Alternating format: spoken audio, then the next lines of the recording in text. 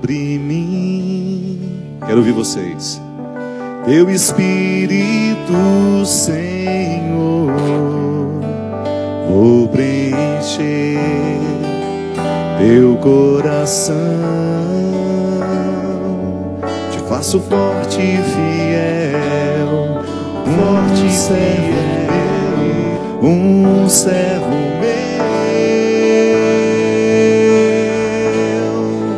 Tua mão desceu sobre mim e me retirou da escuridão. Deu-me mãos e voz de profeta, deu-me um coração adorador. Tua mão desceu sobre mim e me retirou escuridão. Deu-me mãos e voz de profeta, deu-me um coração adorador. Tua mão desceu. Que essa mão de Deus vai nos acompanhar por onde a gente for.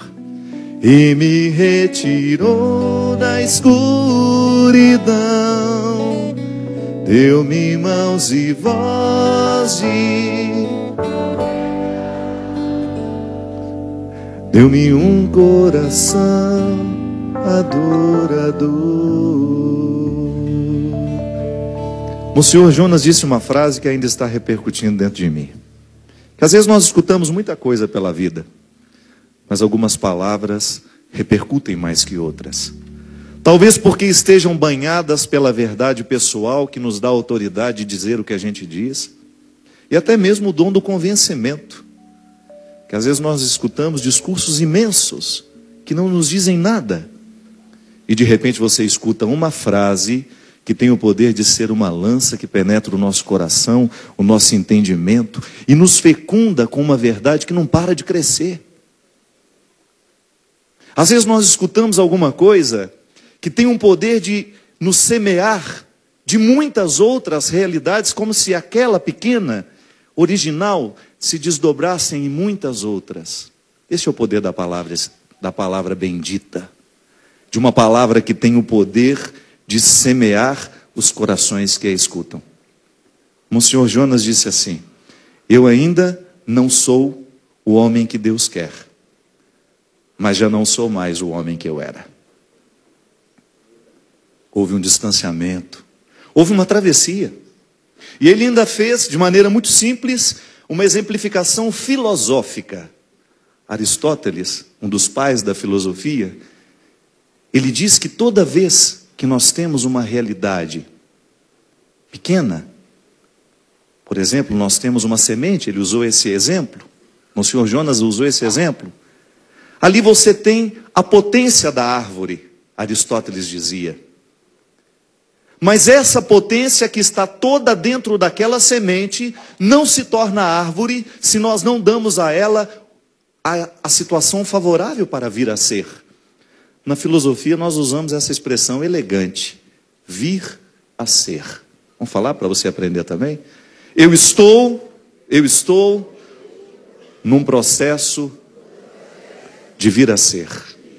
Aí você fala e sai assim, todo orgulhoso. Está filosoficamente amparado para dizer que você está em obras. Aquilo que nós dizíamos. Aquilo que nós dizíamos na missa de ontem, quando nós falávamos que o batismo não é uma realidade terminada em nós. Eu estou em processo de batizar-me. Porque se eu não fizer as abluções diárias, sabe o que é a ablução? Vocês viram aqui no Shabá os judeus lavando as mãos? Você viu que tem umas bacias bonitas que eles fazem aquele ritual? Aquilo ali chamam de ablução.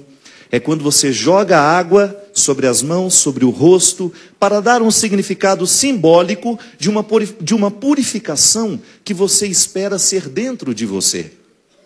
Eu sempre gosto de dar esse exemplo. Nós lá em Minas, nós temos uma vida muito simples, onde eu nasci sobretudo. Eu cresci vendo mulheres costurando, bordando, ofícios cada vez mais difíceis entre nós, né? Nós estamos cada vez mais práticos, a gente vai comprar roupa pronta, a gente nem tem paciência mais de comprar aquela revista que você comprava desse tamanho, escolher o modelo, ir lá na Geralda ver se ela pode fazer para o casamento da Berenice, uns 2 meses depois, você vai, você compra o molde, lembra que você comprava o molde? Pois é. Observando as mulheres lá de Minas Gerais, com seus bordados, com suas costuras, eu comecei a perceber, um tempo depois, é claro, porque na hora que você vê, você não consegue fazer a interpretação de fato, do fato como você pode fazer depois com a experiência do distanciamento. Na filosofia também a gente aprende que quanto mais você quiser compreender uma determinada realidade, faça um distanciamento, que isso favorece você ver com mais amplitude. Você não vê o ponto miudinho só do problema, da realidade. Você amplia à medida que você se distancia dela. Eu pude entender, depois de muito tempo passado, que aquele bordado que as mulheres realizavam nos panos trazia um benefício ao seu jeito de ser mulher. Porque tem que ter paciência. Pode-se bordar com pressa? Não. Pode-se fazer trabalhos artesanais na correria? Não. Nós tínhamos uma delicadeza, uma oportunidade de construir dentro de nós uma delicadeza que nascia das mulheres. Porque a gente não bordava, mas a gente observava como se bordava. E a gente podia fazer daquela leitura, sabe? A gente podia olhar para aquele processo de bordar no pano. Alguma coisa que se bordava mesmo era dentro da alma. As linhas, os linhos, atingiam realidades muito mais profundas do que os nossos olhos podiam ver. Aí, minha gente, a gente vai descobrindo aos poucos que a melhor professora que nós podemos ter na vida é ela mesma. Essa senhora, que às vezes nos sorri, que às vezes nos olha de cara feia, que às vezes nos educa com muita dureza, que às vezes nos põe no colo, nos aconchega. A vida é a nossa mestra. É a realidade mais espiritual que nós podemos experimentar, é a vida. É por isso que eu tenho tanta preocupação, sabe? Nós padres, nós com o nosso discurso religioso, separar o sagrado do profano. É tão perigoso quando a gente faz essa separação sem mostrar os possíveis caminhos que existem entre eles. É tão perigoso quando nós não somos capazes de perceber a espiritualidade do mundo. E quando eu falo mundo, aquilo que está na ordem, aquilo que foi criado. Ontem nós dizíamos na missa, a missão específica do Pai é criar. A missão específica do Filho é salvar. A missão específica do Espírito é santificar, é envolver toda a criação num processo de recriação constante. Todos os dias nós fazemos diariamente os movimentos de vida e morte. É isso que nos mantém em pé. Se você observar-se, eu tenho pregado muito sobre isso. Tenho falado muito porque isso me inquieta. O nosso jeito moderno de ser, muito cheio de pressas, pouco afeitos aos processos artesanais, nos retiraram a capacidade de perceber quem somos. A gente não presta atenção nem no nosso funcionamento. Você faz com o seu corpo um verdadeiro absurdo. Você se entope de feijoada e vai dormir à noite. A gente está desconhecendo o nosso funcionamento. E a gente muitas vezes é alheio a quem a gente é. A gente desconsidera quem nós somos, como é que nós funcionamos, como é que pode fazer para dar certo. Não tem fórmula mágica, mas a ciência nos entrega o tempo todo a oportunidade de conhecer uma maneira de funcionar com mais saúde.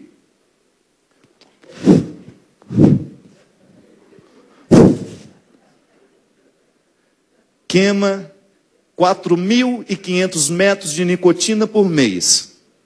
Aí faz uma novena pedindo saúde.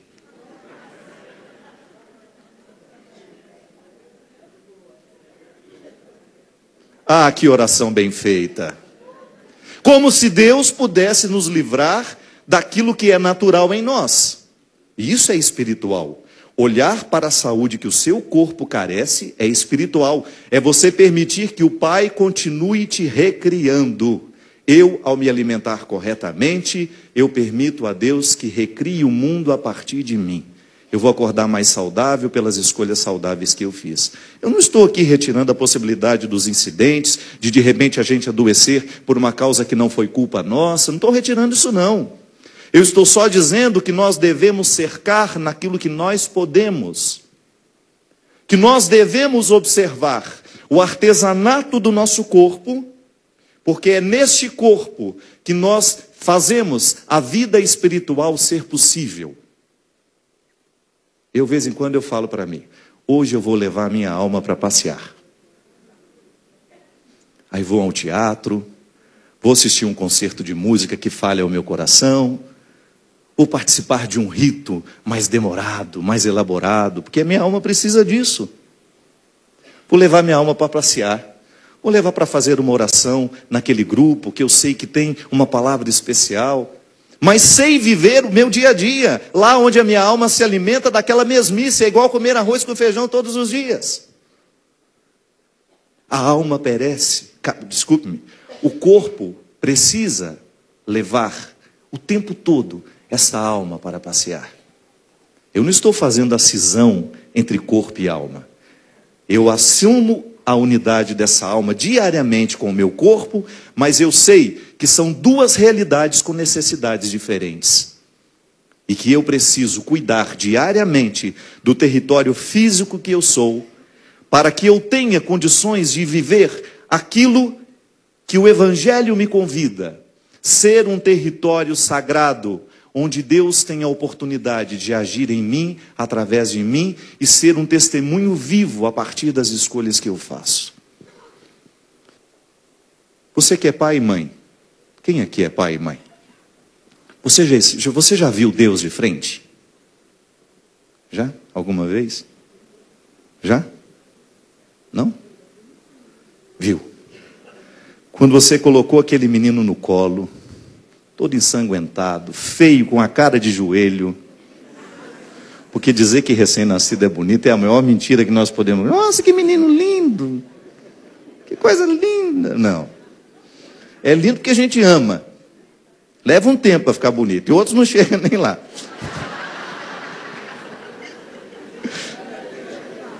Aí a gente vai correr atrás da boniteza da alma. Mas a beleza daquele filho é uma oportunidade que você tem de contemplar. Tiago foi pai, sabe o que eu estou falando. A vida da gente muda. Quando você tem a oportunidade de segurar uma criatura frágil que está condensando todas as possibilidades do Pai Criador.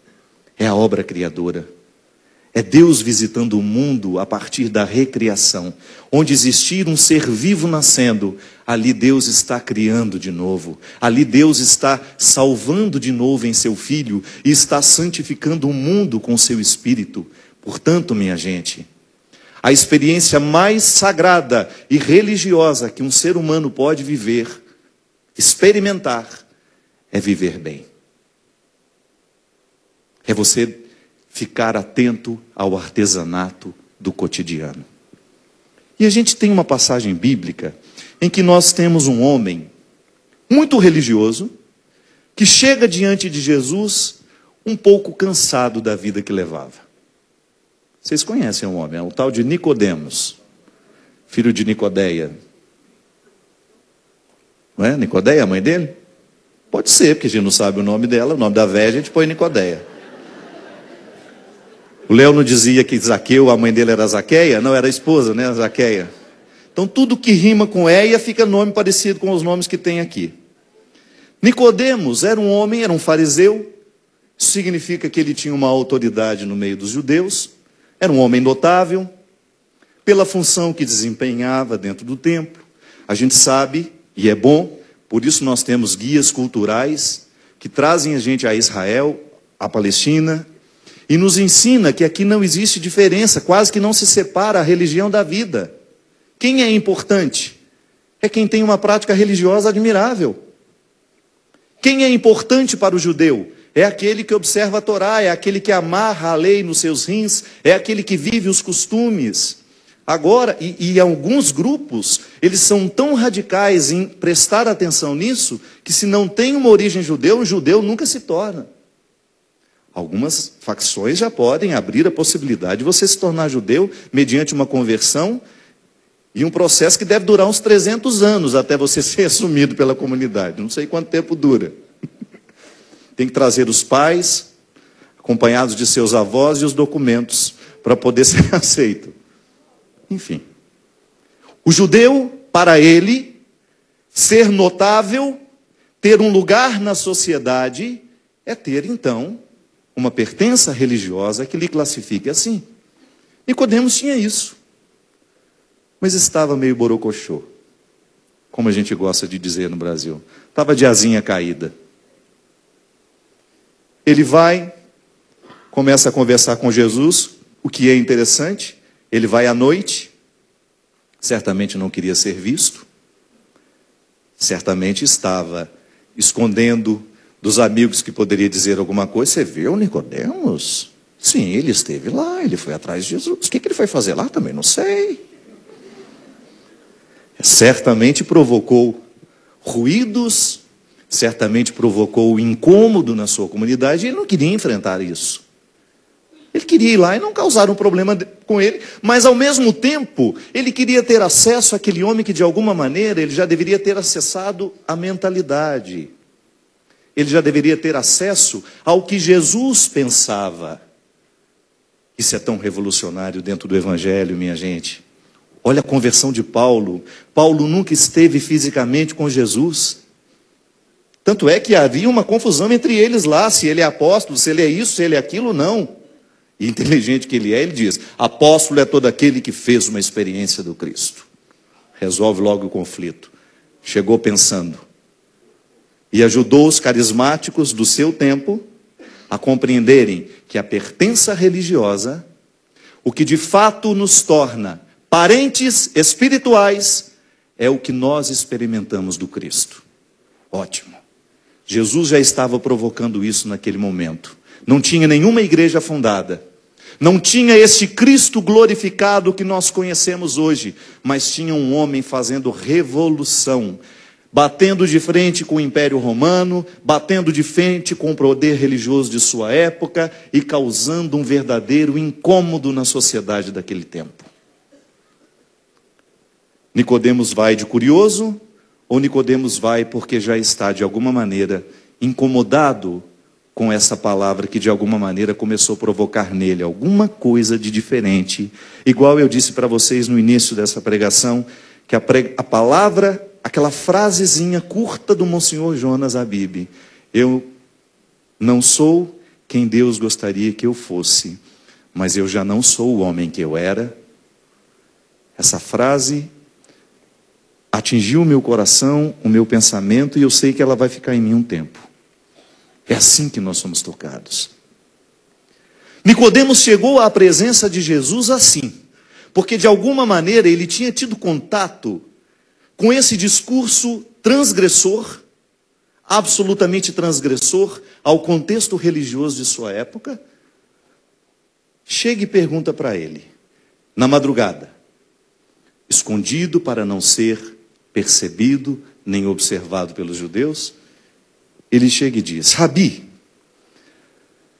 sabemos que vieste como mestre da parte de Deus, pois ninguém é capaz de fazer os sinais que tu fazes, se Deus não está com ele. Jesus respondeu, em verdade, se alguém não nascer do alto, não poderá ver o reino de Deus. Nicodemos perguntou, como pode alguém nascer se já é velho? Ele poderá entrar uma segunda vez no ventre de sua mãe para nascer? Jesus respondeu, Nicodemos, em verdade, eu te digo, se alguém não nascer da água e do Espírito, não poderá entrar no reino de Deus. O que nasceu da carne é carne, o que nasceu do Espírito é Espírito. E não te admires do que eu te disse, é necessário para vós nascer do alto. O vento sopra onde quer, e ouves a sua voz, mas não sabes de onde vem, nem para onde vai. Assim é também todo aquele que nasceu do Espírito. Aí Nicodemos pergunta para ele. Essa conversa deve ter soado estranha demais ao coração de Nicodemos. Como pode isso acontecer? Aí Jesus devolve o elogio, porque ele faz um elogio a Jesus. Então ele chega a Jesus reconhecendo que Jesus havia iniciado uma revolução para o seu tempo, que poderia abalar as estruturas daquelas compreensões que até então haviam norteado seus pais, seus avós, todos os seus ancestrais. E volto a dizer, aqui nessa terra, tradição é o que há de mais sagrado para eles. Evocar a memória daqueles que andaram os 40 anos no deserto, nesse simbolismo maravilhoso, de um processo de busca de identidade. O que é mais interessante você compreender o exílio de Israel, o que mais doeu na alma deste povo, e parece que continua doendo até hoje, é o não lugar. É a experiência de um deslocamento, de ser retirado de um contexto onde antes eles podiam viver todas as suas tradições, e são colocadas num lugar onde só a escravidão é a realidade. Nicodemos é herdeiro dessa história. Ele está diante de Jesus trazendo tudo aquilo que ele sabe de si mesmo. Isso é fantástico, minha gente. Eu hospedo em mim todas as memórias. Algumas eu conheço, algumas eu tenho consciência, outras não. Eu nem sei o tanto que eu sou ainda. Eu vivo uma vida inteira para poder investigar quem eu sou. Eu gosto de dizer isso sempre. Não há pergunta mais cruel do que essa. Quem é você? Ah, meu caro, levei tempo para chegar aqui. Levei tempo para chegar aqui. É o que você tem direito toda vez que alguém interroga de maneira muito pragmática. Quem é você? Eu sou a herança de costumes, eu sou a tradição, eu sou aquele que ultrapassou com outros pés, de outra forma, na memória que trago dele. É aquele que viveu a escravidão do Egito, o domínio que impediu o meu povo de impedir ser quem ele é. Nada pode ser mais desgastante à consciência humana que não ter a oportunidade de ser quem ela é.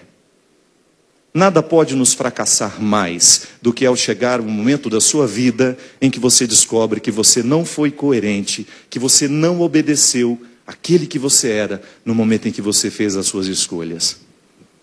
Nada pode nos fracassar mais nessa vida do que uma consciência infeliz.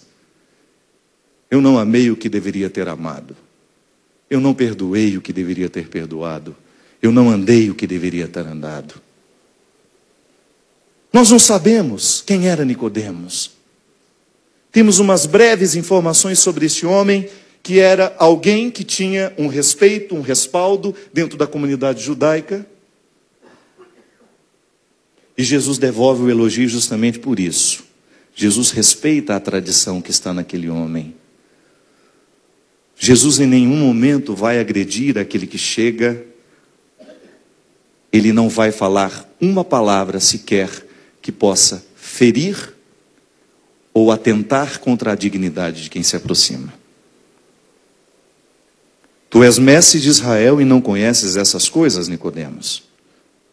Em verdade te digo, nós falamos do que não conhecemos e damos testemunho do que vimos, mas vós aceitais ou não aceitais o nosso testemunho.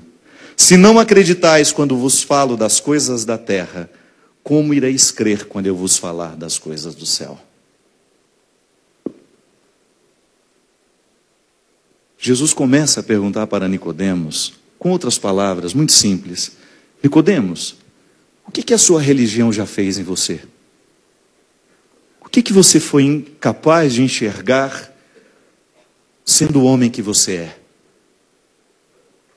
Como é que Deus interferiu na sua vida de maneira concreta? Como é que Deus estabeleceu com você um pacto até os dias de hoje? Você é um mestre em Israel, Nicodemos. Não basta ser mestre? Posso confessar uma coisa para vocês? Eu vivi no meio acadêmico até 4 anos atrás, que eu era professor na universidade. Estudei 16 anos para ser padre. Fiz mais um tempo depois, fiz pós-graduação, mestrado lá com os jesuítas.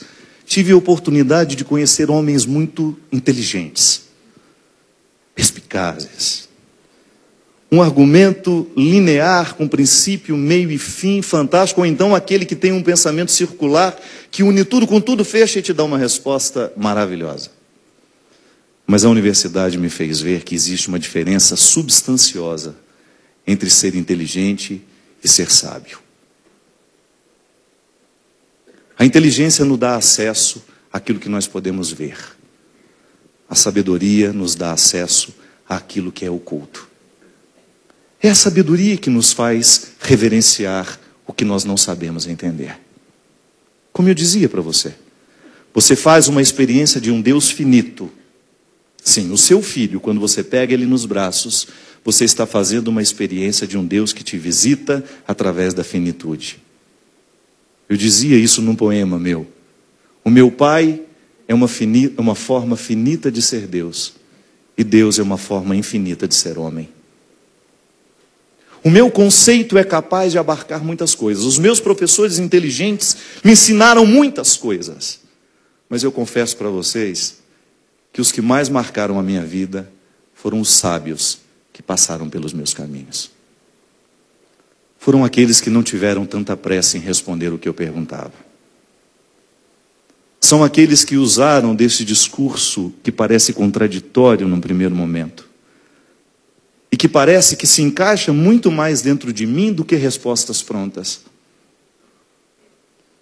Me parece que nós estamos de um homem que até então seccionou a verdade, esquartejou, como se ela pudesse ser um corpo humano, ser entendido em seu funcionamento.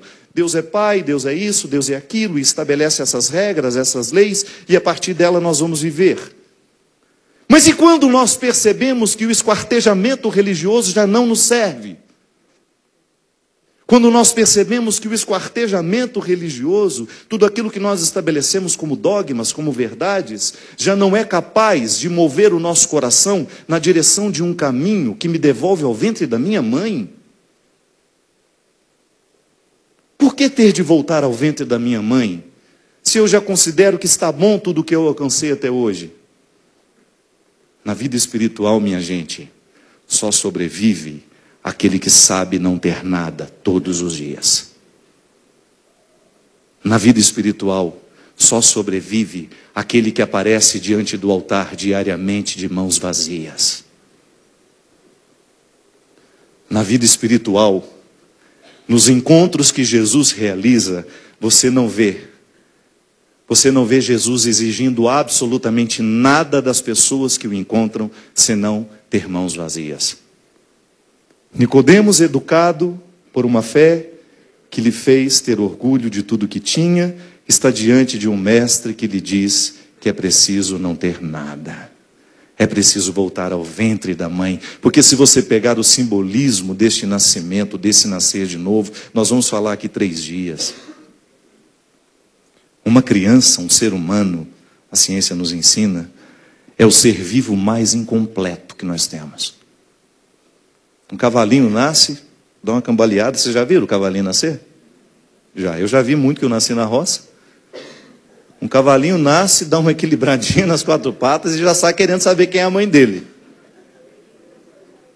E se mamar na égua errada, a mãe dele não aceita de novo. Tem que prestar bem atenção. É a inteligência dos instintos. Olha que coisa interessante. Eu sei que eu amo o meu cachorro. Posso fazer uma confissão de amor aqui, não pode? Eu amo o Luca. Aquele menininho, quando eu chego em casa, ele não sabe o tanto que eu amo. Ele me ama, mas não sabe que me ama. O amor dele é por instinto. Eu dou significado às coisas. Meu cachorro não. Eu sou o único ser vivo que é capaz de compreender o significado das coisas. E o Salmo nos diz que nós somos superiores por causa disso. Que que nós somos criados e que a nossa superioridade está em justamente ser capaz de cuidar. Quantas vezes nós interpretamos essa passagem como uma vaidade, ou então nos autorizando a pegar as nossas armas para sair caçando todo mundo? Igual eu ganhei a arma do caçador aqui, gostei demais. Aquilo é muito significativo para mim. O presente que os angolanos me deram na hora da missa, aquele caçador com as flechas na mão. Não é nenhum problema você compreender isso, a capacidade que você tem de atribuir sentido às coisas, até de se alimentar do ser vivo. Agora, joga por terra a sua pretensão de que você possa ser melhor que qualquer outra criatura. Você é mais responsável pela consciência que você tem. O dom que Deus nos dá de sermos superiores, Ele nos dá é o dom de sermos cuidadores. Revolucionário isso. É revolucionário. Jesus está apresentando a este homem uma nova maneira de compreender o seu ser religioso. Nicodemos, volta para o ventre da sua mãe, meu filho. Experimente a indigência humana. Retorne à indigência, porque todos estes conhecimentos que você adquiriu ao longo da sua vida podem ter lhe privado da sabedoria espiritual que caracteriza todo profeta. Porque não há profecia somente com inteligência. Não há profecia somente com raciocínios lógicos.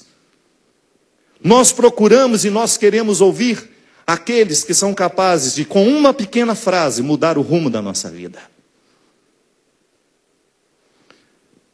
Nicodemos apresenta diante de Jesus um coração cansado, cansado de regras, cansado de leis, cansado de religião. Nicodemos apresenta a Jesus um coração obstruído por todos os obstáculos que uma pertença religiosa infértil pode oferecer a um ser humano. Nicodemos apresenta a Jesus o contexto de uma vida inteira, passada sob o domínio de uma lei que não domou ele mesmo. Às vezes eu fico pensando que nós passamos uma vida inteira para aprender a domar quem somos. Esse é o principal aprendizado. O nascer de novo, muitas vezes significa retomar essa indigência e aprender com ela. Quem não nascer da água e do Espírito. O que é mais interessante é que essa mesma fala que Jesus utiliza para Nicodemos, ele fala um pouco antes, pouco depois, não, é antes, pouco depois, para a samaritana.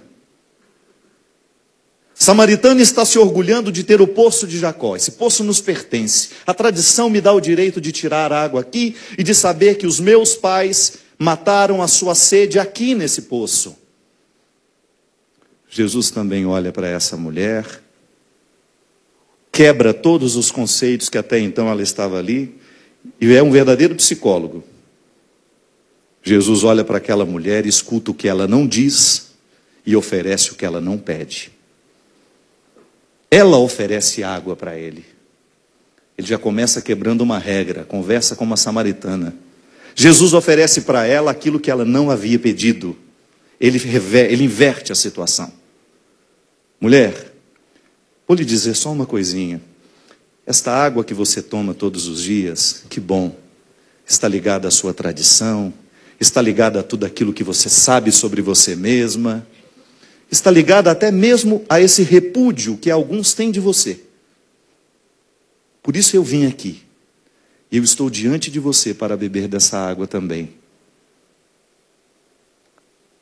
Aqueles que te repudiam caem por terra agora neste momento, porque eu lhe dou a oportunidade de voltar comigo ao ventre da sua mãe e encontrar a água que o seu coração realmente precisa. Quando eu falo coração, minha gente, entenda-me. É a água que lava a mentalidade. É aquela que apaga dentro de nós tudo aquilo que erroneamente convocamos para poder nos colocar num tribunal eterno, onde nós seremos sempre as vítimas, onde nós seremos sempre o território do algoz, porque nos ensinaram um Deus errado. Ou então porque separaram Deus de tudo aquilo que é vivo, de tudo aquilo que é naturalmente espiritual na nossa vida, da própria experiência do renascer, da própria experiência de você inflar os ares diariamente. Faz aí comigo. Nasceu. Morreu. Qual vai ser o último gesto que você vai fazer na vida? Já sabe. Espero que esteja longe. Alguns que já cruzaram o Cabo da Boa Esperança estão mais próximos. Que hora será? Eu não sei. O que é fato é que eu estou o tempo todo fazendo o movimento de nascer e morrer dentro de mim. Isso para mim é a oração mais fiel, que Deus mais sabe entender. Nicodemos precisava inspirar um novo tempo. Eu ouso dizer que esse encontro de Nicodemos é a separação do Antigo e do Novo Testamento. O encontro da samaritana com Jesus é também a separação do Antigo e do Novo Testamento. É aquela travessia, é o novo êxodo que nós precisávamos passar, que nós precisávamos compreender. Enraizados em tudo aquilo que é aqui, que aconteceu aqui neste lugar, nós visitamos os lugares santos, esses lugares que têm a custódia cristã. Agora, me desculpe, não basta nós termos a custódia patrimonial, histórica dessas paredes. É preciso ter a custódia espiritual do que isso representa. Se essa igreja não for julgada diariamente no ventre do Espírito, nós vamos nos tornar e vamos nos limitar a ser uma instituição, a mais uma. Nós vamos perder o poder deste mestre da madrugada, que conduz os homens e as mulheres do seu tempo à experiência de um renascimento pessoal, a compreensão de um Deus amoroso que fecunda essa humanidade diariamente com valores que poderão tornar essa vida possível, essa vida mais bonita, essa vida mais harmoniosa. De um Espírito que vai poder vivificar-nos para nos devolver a esta cena. Esteja você onde você mais se identifica. Se é em Nicodemos, se é na Samaritana, o itinerário aqui de crescimento é o mesmo. É um processo de sepultamento de ilusões que tinham acerca de si mesmos, para o renascimento de esperanças que os convocavam a um novo tempo. Gente, nada pode ser mais precioso nessa vida do que nós convocarmos as pessoas a deixar de lado tudo aquilo que é desumano entre nós. Se o Evangelho deixar de provocar em nós a indignação que nos faz não querer o que é desumano, esse Evangelho não vai servir a absolutamente nada. Será apenas mais uma arma, o cumprimento de uma obrigação? Nada. Parece que é lugar comum, todo mundo está falando isso. Papa Francisco está julgando a igreja no ventre de novo. Voltando lá no Gênesis, lá na recriação. Papa Francisco está julgando a igreja dentro do cenáculo. Olhe para quem você é. Veja a sua identidade. Cuidado. Cuidado, porque nós estamos colocando um Cristo tão glamorizado, tão chique, tão elaborado, que nós estamos nos distanciando deste encontro que Jesus fez com Nicodemos, quando na verdade o nosso encontro com Deus não carece das catedrais, ele precisa só de uma madrugada e a nossa verdade. Foi assim que Deus me achou. Eu já era católico há muito tempo, mas Deus me encontrou numa madrugada. Eu era um seminarista, estava vivendo uma vida absolutamente incoerente àquilo que eu havia escolhido para mim. Era madrugada, eu não dormia há muito tempo. Há quase uns 2 meses eu estava praticamente sem dormir, porque quando nós não estamos confortáveis em nós mesmos, a primeira coisa que acontece é perder o sono. E como naquela época ainda não tinha Rivotril, eu nem sabia que isso existia, senão eu já ia colocar ela na caixa d'água para alimentar a comunidade.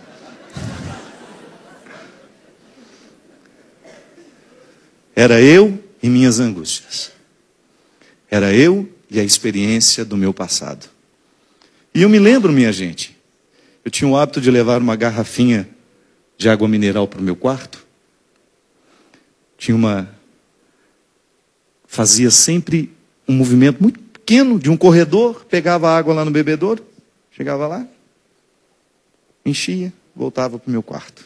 Isso eu fazia várias vezes de madrugada. Às vezes dormia 2, 3 horas por noite, era período de faculdade, aí aproveitava para estudar, tentar esquecer os erros que me agulhavam, a minha incoerência. E naquela madrugada, quando eu estava com a minha garrafinha de água, bem isso aqui.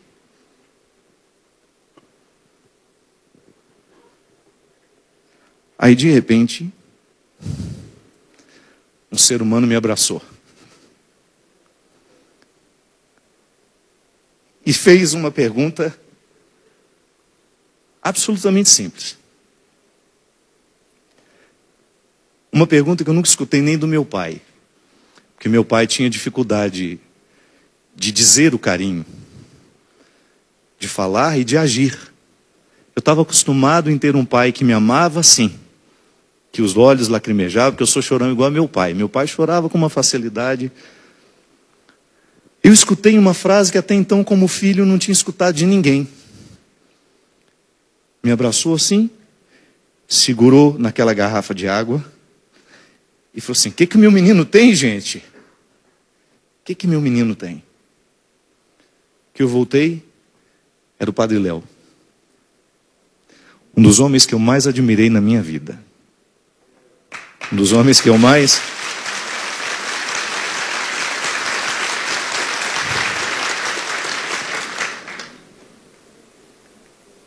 E eu não tive coragem de dizer a ele o que eu tinha.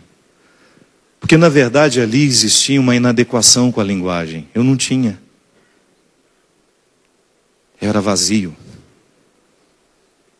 Eu não sabia sequer iniciar a frase. Eu não sabia sequer iniciar aquela confissão. E como bom terapeuta é aquele que escuta o que a gente não diz, o Léo fez comigo o mesmo que Jesus fez com Nicodemos. Ele me devolveu ao ventre de um Deus amoroso, que nunca me permitiria, a partir daquele momento, julgar quem quer que seja pelo pecado que ostentava. Eu acho que naquele momento, Pet, isso que nós chamamos tanto de batismo no Espírito aconteceu comigo. Porque eu acho que eu nunca chorei tanto na minha vida. Com um homem que não me dizia nada, apenas fazia isso na minha cabeça. Isso não é muito comum entre nós padres. Não é, Padre Reginaldo? O seminário é um dos lugares mais áridos que a gente pode conhecer na vida, pela própria distância natural que às vezes a vida vai colocando entre nós. A gente vai ficando... A gente se desumaniza muito se a gente não cuida. Aquele homem foi colocando dentro de mim, era como se ele me restituísse um direito, o verdadeiro pedagogo, me segurando pela mão, me conduzindo a uma identidade que eu não podia perder. Na verdade, eu namorava uma moça naquela época, escondido de todos. Vou confessar para vocês o meu pecado. Estava muito... Era uma vida muito dupla, sabe? Dupla demais. E uma moça interessante. Lá pelas tantas, sem eu dizer uma única palavra, ele fala assim: se preocupe não, rapaz. Ela pode ser a mulher da sua vida.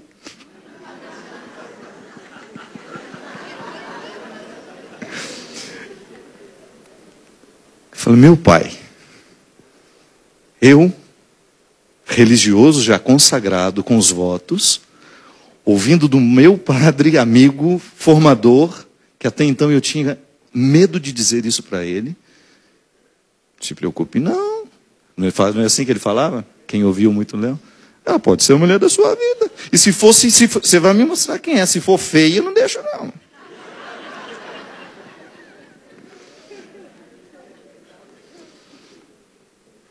Minha gente, naquela hora eu descobri o que significa ser amado na continuidade do que o Léo me disse. Pode ser a mulher da sua vida, ou pode ser a oportunidade em que Deus vai de fato selar o seu coração para você ser padre, Fábio. Porque nós precisamos de padres que saibam amar. Nós precisamos de padres que não tenham medo do amor. Nós precisamos de homens consagrados que tenham passado pela experiência de serem apaixonados.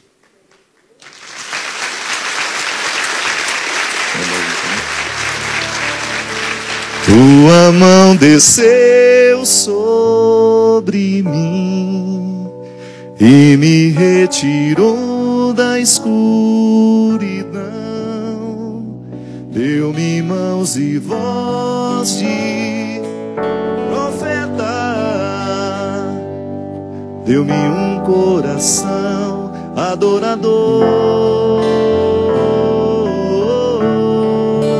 Tua mão desceu sobre mim e me retirou da escuridão. Deu-me mãos e voz de profeta, deu-me um coração adorador. Eu não sei quando é que eu comecei a ficar padre. Em que momento da minha vida eu de fato experimentei a vontade de ser quem eu sou hoje. Porque eu sou muito feliz, eu sou muito realizado na minha missão. Ninguém nunca me viu fazendo passeata para querer casar. O povo é que fica preocupado com o nosso celibato, né? Eu nunca vi uma procissão de padre, não queremos casar. Não. A sociedade fica incomodada com a gente.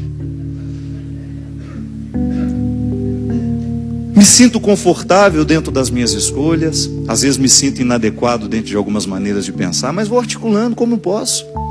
O mundo não é perfeito para você. É perfeito para você, Pepe?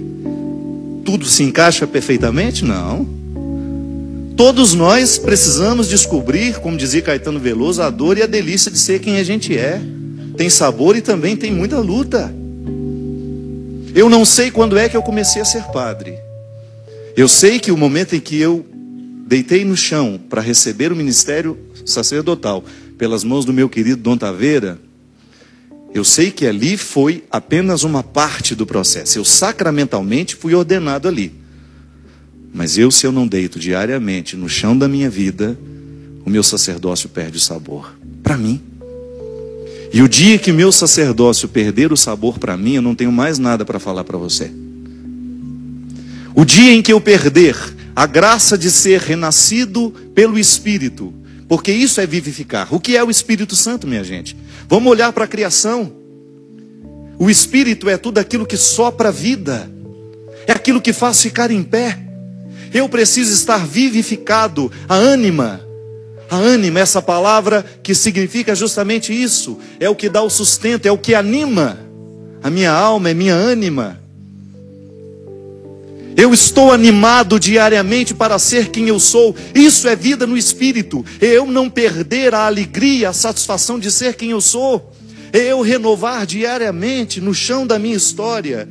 Jesus diz a Nicodemos: não queira compreender as coisas eternas se antes você não tiver disposição de lidar com as questões humanas.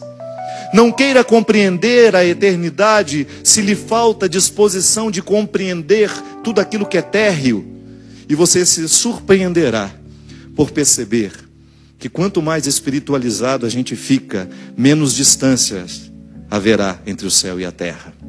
E aí você vai descobrir que buscar as coisas do alto não é para cima não, meu caro. É um mergulho na humanidade diária, nos fossos da sua humanidade, naquele lugar que nem sempre você acessa pelo conceito, mas você vai acessar por tudo aquilo que é simbólico em você. É a hora que você vai levantar na madrugada da sua vida, com sua garrafinha de água mineral e sua vergonha, as únicas coisas que talvez você tenha. É o momento em que você não tem nada, é o momento em que você não pode oferecer nada. É ali que Deus acontece no coração de uma pessoa. Leia os evangelhos e você vai abrir mão de toda e qualquer pretensão de vaidade espiritual. Leia os evangelhos, mergulhe no coração dos evangelhos, veja os encontros que Jesus realiza. O tempo todo ele dá preferência aos que têm mãos vazias. Como na cena de um filme lindo, assisti há muitos anos atrás. A mulher quer ser uma grande escritora. Larga sua vila no interior da Inglaterra, vai para Londres e tenta uma carreira como escritora. Tudo dá errado na vida dessa criatura. Tudo dá errado. Ela queria escrever histórias de terror e os editores nunca querem as histórias dela. E quando ela foi embora, ela precisou abrir mão daquele namoradinho que toda pessoa tem na sua aldeia, sabe? Que é mais ou menos predestinado desde muito jovens, desde muito criança. Foi a última pessoa de quem ela se despediu na estação. Alguns anos depois, eu não sei, 5, 6, o tempo que ela tentou estar em Londres, e tudo deu errado na vida daquela criatura, ela resolveu voltar para casa. E quando ela desce na estação de sua aldeia, quem estava lá? Aquele que havia se despedido dela.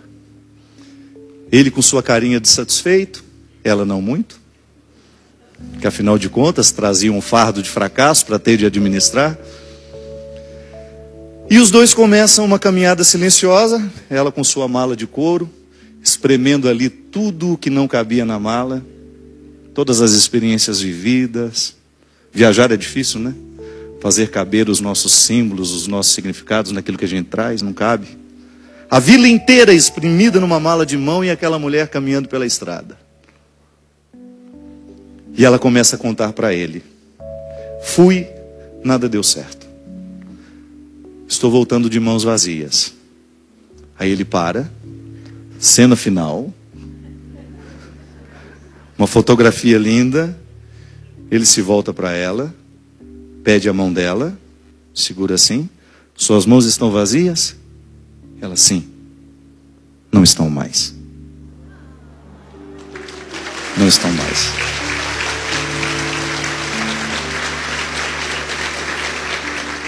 Eu digo que a gente passa pela vida de muitas pessoas, e nós seremos religiosamente lembrados quando nós oferecermos ao que está com as mãos vazias alguma coisa para complementar, uma outra para segurar também. Se nós quisermos marcar a estrutura do mundo com o nosso cristianismo, sejamos especialistas em perceber os vazios, sejamos especialistas em perceber as fomes, e não tenhamos medo da transgressão que o amor pode nos provocar. Sim, essa transgressão interior que lhe faz fazer o certo quando tudo parece ser errado. Da mesma maneira como Jesus curava em dias de sábado, a única lei que de fato pode prevalecer no coração do cristão, está escrito em Paulo, é a lei do coração. É essa lei interior, é a ação do Espírito nos vivificando e nos conduzindo diariamente a um caminho de verdade, a um retorno, a um êxodo. Eu preciso partir diariamente da escravidão das minhas estruturas. Eu tenho estruturas escravizantes o tempo todo a serem vencidas. Os outros me imaginam. Você, quantas pessoas te imaginam? Isso é um exílio. E aí você tem que viver. Olha, minha querida, pare de me imaginar, eu tenho o direito de ser quem eu sou. Cai por terra a escravidão. Dizer a verdade. Ter coragem de sair à caça de sua verdade pessoal. De nunca permitir que o mundo, essa estrutura mundana, tantas vezes nada afeita à produção artesanal, como nós dizíamos no início dessa pregação, que me aparta de mim mesmo, que me coloca cada vez mais num rolo compressor que não me leva a nada, uma urgência, uma agenda que não para, uma estrutura corrida que não me permite saborear a vida que eu tenho. Volta para casa, desacelera esse coração, seja capaz de perceber os que estão de mãos vazias. Às vezes nós criticamos tanto a faixa de Gaza, achamos um absurdo essas pessoas não conviverem, não resolverem os seus conflitos. Cria vergonha na cara e resolve a faixa de Gaza que você tem dentro da sua casa. Eu crio vergonha na minha cara, Padre Fábio, resolva a sua faixa de Gaza. O mundo só é possível quando particularizado. As estruturas só podem ser transformadas quando nós assumimos as pequenas partes que nos cabem neste grande conflito. Nós estamos num território de conflito, sim, mas se eu não tiver autoridade afetiva para resolver os conflitos que me são próprios, pessoais, eu não tenho o direito de apontar o dedo para o nariz do mundo, não. O meu cristianismo, a minha ação, essa ação do Espírito em mim, me mobilizando diariamente, me devolvendo ao ventre da vida. Minha gente, o Pentecostes, o verdadeiro Pentecostes, aconteceu na vida dos discípulos no momento em que eles viram e experimentaram o ressuscitado. A dinâmica da vida é a ressurreição. E a ressurreição só é possível aos que estão mortos. aos que são capazes de reconhecer a parte morta de sua estrutura pessoal que precisa hoje ser vivificada. Precisa estabelecer e receber um novo sopro. Não tenha medo. Você vai voltar para casa, a vida vai estar absolutamente como você deixou, ou um pouco melhor. Porque às vezes quando a gente sai, a casa da gente fica melhor.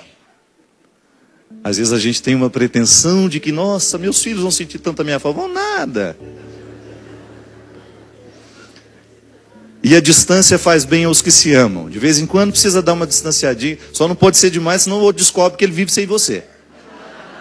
Tem que ser bem medida, não é? Não se ausente demais da minha vida, que eu posso perceber que eu vivo absolutamente bem sem você. Então a distância para os amantes, ela tem que ser medida. Volta para casa. Seja capaz de olhar os que estão de mãos vazias. Leve o Espírito a eles. Não queira ensiná-los muitas coisas. Não queira dizer a eles aquilo que você viu aqui.